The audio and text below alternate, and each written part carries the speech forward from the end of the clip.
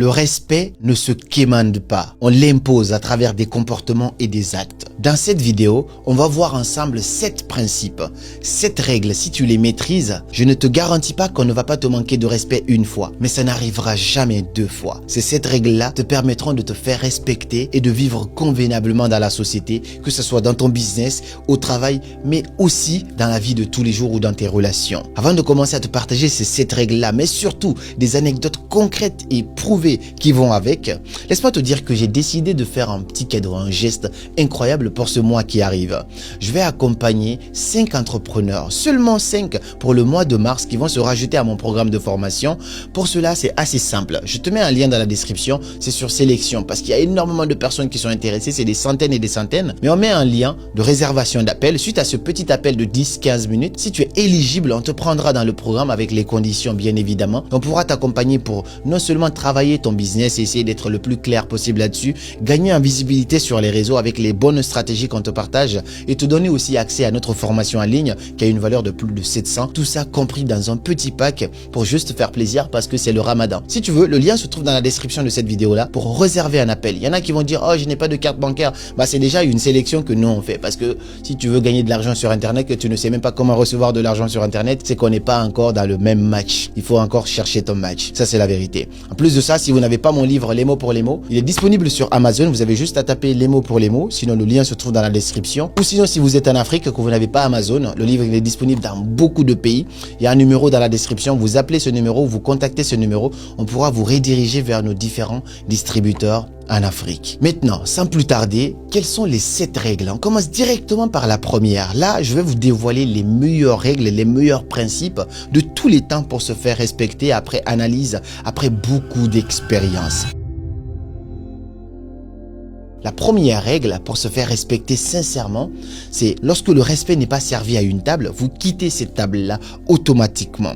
Je vais te raconter une anecdote en particulier. Il y a quelques années, il y a moins de 2 ans, il y a un monsieur qui m'a contacté de la communauté. Il m'a dit, s'il te plaît, j'ai besoin que tu me donnes de la force. Je fais un événement, c'était autour de la fête et tout ça. Moi, je suis pas trop dans ces trucs-là. Mais il m'a supplié et comme il était passé par l'intermédiaire de quelqu'un, j'ai dit, ok, pas de souci, j'accepte. D'habitude, il faut me payer tel cachet, tel cachet. Je dis, la seule condition, tu payes mon transport et aussi mon hôtel, tu règles ça, je viendrai, je te donnerai de la force.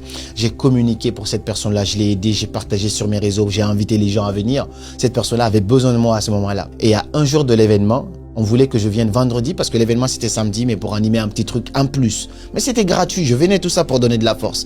Mais ce vendredi-là, je quittais Paris parce que j'avais une conférence jeudi. Je rentre, mais vendredi, je suis tellement fatigué, j'envoie un message au gars, je lui dis, écoute, je suis tellement fatigué que c'est dangereux pour moi de prendre la route maintenant là. Pour raccourcir l'histoire, le samedi, je prends la route, j'arrive, j'appelle mon gars qui quitte Paris jusqu'à Poitiers pour venir conduire la voiture parce que moi j'avais la flemme, j'étais très fatigué de conduire. On arrive sur le chemin à 20 minutes de l'adresse de l'hôtel. J'appelle le gars, je dis écoute, je suis en route, j'arrive dans un instant. Il me dit ouais mais nous on t'attendait hier, ainsi de suite. Je dis ouais mais je t'ai envoyé un message pour te dire que j'arrive samedi parce que je pouvais pas hier, c'était un peu risqué pour ma vie, je voulais pas prendre autant de risques. Il me dit ouais mais va à l'hôtel, ensuite on en parlera. Je continue quand même à l'hôtel, j'accepte, je me dis ça c'est bizarre, mais je vais à l'hôtel parce que j'ai jamais connu ça, c'était la première fois qu'on me manque de respect autant dans mon travail. J'arrive à l'hôtel, je dis ouais il y a une réservation au nom de Karamou Sangaré. On me dit non, la personne a annulé votre réservation pour encaisser l'argent du coup. Je dis ok. C'est bizarre, je dis il y a peut-être une erreur. J'appelle la personne, je lui dis écoute, je suis à l'hôtel mais on me dit que tu as annulé la réservation. Il me dit ouais nous on t'attendait hier, donc règle ça là-bas, ensuite on verra. Waouh. Au début, c'est quelqu'un qui me suppliait. Et là, comme la personne a eu ce qu'elle voulait, bah, du coup, il y a son événement, le jour J, les gens sont venus, on a fini de communiquer. On me dit de régler ça là-bas, ensuite on verra. Je lui dis waouh. Quel manque de respect. Je lui dis écoute, j'ai fait 4 heures de route pour venir ici. Pendant pas mal de temps, je t'ai donné de la force ainsi de suite. Mais si c'est comme ça que ça se passe, on m'a jamais manqué de respect autant dans mon travail. C'est la première fois et ça s'arrêtera aujourd'hui. Moi, je repars chez moi, mais c'est terminé entre toi et moi. Et tu ne feras plus jamais ça, je pense, en tout cas à quelqu'un. Je n'ai pas voulu en afficher ainsi de suite. J'ai laissé cette histoire-là passer, mais j'ai repris ma voiture, j'ai refait 4 heures de route, je suis parti. Jusqu'à maintenant, quelques mois avant, la personne refaisait encore d'autres éditions et m'envoie un message et là, c'était la limite, j'ai bloqué la personne automatiquement. Parce qu'avant, j'ai juste laissé comme ça. Et là, j'ai bloqué directement. Parce que ce manque de respect-là, on me le fait une fois. On me le fait plus jamais 2 fois. Mais l'erreur, c'était moi. C'est pourquoi la leçon que je te dirais dans ce point-là, c'est que quand tu te vends moins cher, on t'achète gratuitement. Parfois, il faut rester dans les règles professionnelles. Même si c'est X et Y qui vient, tu restes dans les règles professionnelles. Comme ça, on te respectera à ta juste valeur. Quand tu te vends moins cher, on finit par t'acheter gratuitement. La deuxième règle que je te partage ici pour te faire respecter, et ça c'est une règle vraiment primordiale, c'est que tu dois savoir fixer des limites et respecter ces limites-là. Récemment, j'étais allé à une conférence. D'ailleurs, j'étais au Burkina Faso et c'est là qu'on m'a offert ce magnifique costume. C'est juste magnifique. Ça m'a été offert par Nong Mega. Merci beaucoup pour ce costume. On m'a offert ça à la dernière minute. J'ai décidé finalement de le mettre et j'ai eu des retours incroyables. Donc, je vous mettrai son nom dans la description de cette vidéo-là. Si vous êtes au Burkina ou vous voulez des costumes magnifiques comme ça, allez-y, commandez chez lui. Et la conférence, c'était l'une des meilleures conférences, les meilleurs concerts éducatifs en tout cas, que j'ai eu à faire. Merci au public burkinabé. On a passé un très beau moment et on se retrouve très bientôt sur d'autres terres en Afrique. Mais récemment, j'étais dans une conférence dans un pays et finalement, je finis la conférence. Je suis là le lendemain avec l'équipe. Il y a quelqu'un qui vient avec une dame. Cette dame-là, c'est une dame magnifique, elle est là et puis elle demande à me voir. Je viens, je dis ok, dites-moi madame, vous étiez là hier? Elle me dit non, je n'étais pas là à la conférence. Je dis ok.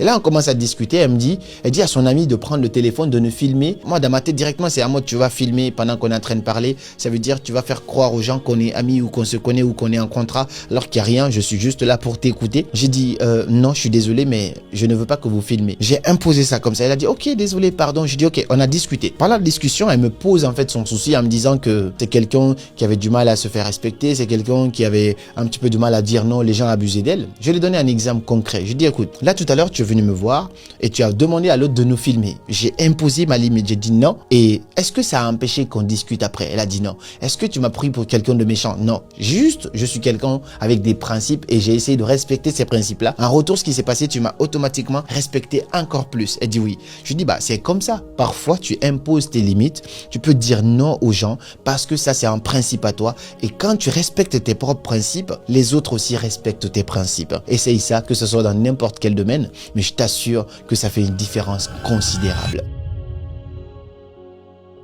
La troisième règle ici, pour se faire respecter, mais ardemment, c'est le silence face à la provocation. Dans son livre, Marc Aurèle, il parle de quelque chose que j'adore. Il disait en fait que la plupart des gens pensent que c'est la colère, le cri, l'irritation qui fait acte de virilité, c'est-à-dire qui fait acte de force. Alors que non, au contraire, le calme, la tranquillité sont aussi virils que l'autre mouvement d'ailleurs. Et surtout, normalement, quand tu cries et que tu es brutal, ainsi de suite, c'est plutôt un signe de faiblesse au lieu d'être un signe de force. À l'inverse, le calme, la tranquillité dans n'importe quelle situation envoie un petit signe de confiance en soi et aussi de force et de respect. Donc, ce que je veux te conseiller ici, c'est que très récemment, en fait, entre guillemets, j'ai vu des choses se passer. Un jeune homme a pris mon nom, machin, les noms de mon concept, essayé de faire exactement la même chose. Je n'ai pas réagi. Plusieurs personnes m'ont envoyé, j'ai regardé, j'ai observé, je dis non, je vais pas réagir à ça. Et le fait de pas réagir à ça, je sais que mon indifférence ne rend pas ceux qui me provoquent indifférents. J'ai laissé couler, finalement ça s'est passé et ce sont des gens qui vont prendre poteau d'eux-mêmes. La vie va finir par régler leurs problèmes parce que quand tu es dans la vérité, tu vas toujours plus loin que quand tu es dans le mensonge. Le silence face à n'importe quelle situation permet de te faire respecter. Au-delà de ça, les personnes qui sont silencieuses, pas par peur, mais par self-control, sont des gens dont on craint. C'est des gens mystérieux. C'est des gens qui font peur. C'est pourquoi ma plus grande prière de temps en temps, c'est que Dieu me donne cette force-là d'être calme, d'être silencieux, d'être cette personne calme de la pièce.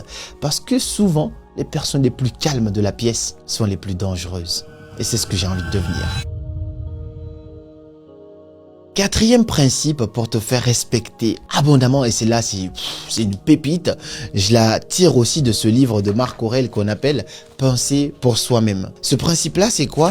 C'est de ne jamais idolâtrer personne. Vous savez, lorsque vous êtes en contact avec les gens, qu'ils soient riches ou pas, qu'ils soient célèbres ou pas, lorsque vous vous faites passer pour des super fans, vous idolâtrez les gens juste pour gratter un peu d'argent, ces gens perdent totalement confiance en vous et du respect pour vous. Peu importe qui tu es, que tu sois président, ministre, je n'idolâtre personne. Je respecte les gens. Je suis quelqu'un de très modeste et très humble, mais cela ne veut pas dire que je vais me mettre à terre pour lécher les pieds de quelqu'un pour gagner ma vie. Je gagne ma vie de façon respectueuse. Je me respecte, je respecte chaque personne que je rencontre, mais ça fait que je n'accepte jamais de me plier à genoux pour idolâtrer quelqu'un. Mais les gens, souvent, c'est ça. Oh boss, ils se mettent à genoux, ainsi de suite. Ils mendient un peu pour gagner leur vie et ça fait que les gens perdent totalement respect ou estime pour eux. Ne faites jamais de l'idolâtrie. Et si je dois citer même ce passage de Marc Aurèle, il dit quoi? Voilés lorsqu'ils mangent, dorment, s'accouplent, vont à la selle, ainsi de suite. Et ensuite, voilés lorsqu'ils se donnent de grands airs, font les fiers, se fâchent ou vous accablent de leur supériorité. J'adore ce passage-là parce que ça permet de voir chaque être humain normal. Parce que quelqu'un qui se fait passer pour gros, tu te penches, tu te dis, ok, lui aussi, est-ce qu'il va aux toilettes ou pas? Oui. Est-ce qu'il s'accouple ou pas? Oui. Est-ce qu'il dort ou pas? Oui. Le simple fait de comparer ce côté-là à toi aussi, forcément, tu te dis c'est juste un humain normal. Il y a un autre passage dans ce livre que j'adore. Ce passage-là, je l'ai d'ailleurs par cœur. Il dit tout simplement, le petit métier que tu as choisi, aime-le et donne-le tout ton acquiescement. Le reste de ta vie, vis-le un homme qui compte que sur Dieu pour tout ce qui le concerne et qui ne se fait passer ni pour le tyran, ni pour l'esclave d'aucun des humains. Tout ça pour ramener encore au fait de ne jamais idolâtrer personne, de rester aligné avec soi-même, de ne prendre personne pour esclave, ni personne pour tyran. Et ça, c'est le meilleur principe pour vivre avec et tout le monde finit par te respecter. Cinquième principe. Pour se faire réellement respecter, ce principe-là, il est vraiment important, il faut vraiment l'adopter celui-ci, c'est de tenir parole. La parole de l'homme, elle est beaucoup plus chère parfois qu'une dette. La promesse, elle est plus chère qu'une dette. Généralement, les gens ne font pas souvent attention à leurs paroles. Très récemment, je connais des personnes, quelqu'un que j'ai connu en tout cas en particulier, à qui j'ai prêté de l'argent. Quelqu'un à qui j'avais vraiment confiance. Je lui prête de l'argent, il me dit « ouais, je te rembourse tel moment ». Moi, je ne sais jamais réclamer ma dette. Moi, je suis comme ça. Quand je te prête, si tu me rembourses, tant mieux parce que tu augmentes cette confiance-là. Si tu ne me rembourses pas, tant mieux parce que cette confiance-là, elle est brisée et tu peux plus jamais revenir me dire prête-moi. Quand tu reviens me dire prête-moi, je te rappellerai le fait que tu m'as pas remboursé la dernière fois. Et donc, cette personne-là, c'est quelqu'un que je respectais énormément. Mais on dit que pour connaître quelqu'un, il faut que quelque chose vous lie comme l'argent, la femme, un voyage, ainsi de suite. Ça permet de vraiment connaître quelqu'un. Et bien, cette personne-là, je lui ai prêté de l'argent. Il m'a dit, ouais, je te rembourse ça ici, tel jour, ainsi de suite. Mais finalement, jusqu'à aujourd'hui, on m'a pas remboursé. Je regarde. Je n'en parle même pas, je vis ma vie parce que ma vie, il manque pas que ça pour que je devienne quelque chose. Mais tout simplement, ça fait perdre la considération que tu avais pour cette personne-là parce que ce n'est pas une personne de parole. Quand j'étais petit, c'était exactement la même chose pour moi. J'avais un grand frère, à chaque fois qu'il venait à la maison, lui, il vivait pas avec nous. Il disait, ouais, je vais t'acheter un vélo quand tu deviens premier, ainsi de suite. Quand on est enfant, ça nous marque. Finalement, on a hâte, on devient premier. On attend que cette personne-là vienne t'acheter ton vélo ou te faire un petit cadeau. Mais quand elle vient, il n'y a rien. Et ça fait que tu as directement perdu estime en la personne et ça se développe comme ça. Faites attention à ce que vous dites quand vous donnez votre parole, même si c'est difficile, même si c'est pas possible, faites l'impossible et tenir cette parole-là. Ou en tout cas communiquer très clairement, mais ne jamais être sournois d'une certaine manière, ne jamais banaliser ta propre parole parce que cela déterminera le niveau de respect et de considération que l'autre va te porter. Sixième principe, je vais m'arrêter à 6 parce que sinon ça va être trop long pour cette vidéo-là. Le sixième principe ultime pour se faire respecter, c'est de devenir quelqu'un, devenir riche, gagner de l'argent. Bien sûr, l'argent tout seul ne définit pas le fait qu'on va te respecter. Il y a des gens qui ont beaucoup d'argent mais on les traite comme des merdes. Mais j'ai aussi vu des gens se faire respecter uniquement parce qu'ils ont de l'argent. Le simple fait de débarquer dans une très belle voiture, parfois, faut pas s'arrêter à ça bien sûr, pas faire semblant d'être qui tu n'es pas. Mais le simple fait de débarquer dans une voiture luxueuse, dans une très belle voiture parfois, change le regard des gens sur toi. Le simple fait de t'habiller correctement parfois, change le regard des gens sur toi. Je vous ai raconté ici l'anecdote quand je devais louer une salle de conférence pour ma conférence Déclic. Je vais pour louer la salle, je suis habillé en toge, casquette à l'envers, je viens à la dame, elle me donne même pas de place pour m'asseoir, elle me dit qu'elle est occupée, qu'elle est au téléphone.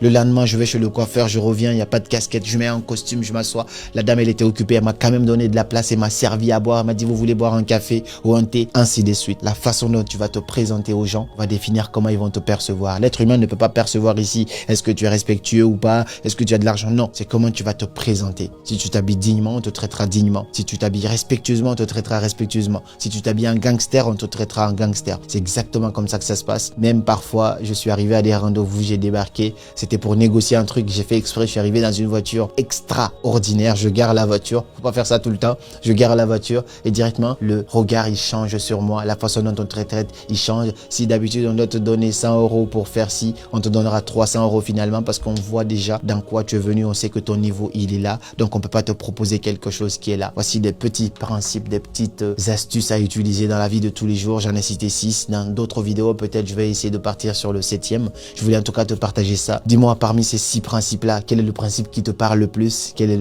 l'astuce que tu appliques dans la vie de tous les jours pour te faire respecter? Est-ce que tu as une anecdote par rapport à tout ça? Et partage cette vidéo à quelqu'un qui a réellement besoin de se faire respecter. Et moi, je te dis à très bientôt pour l'accompagnement pour le mois de mars. Le lien se trouve dans la description. Et comme toujours, c'était Karamo. Suivez vos rêves. Ils connaissent le chemin.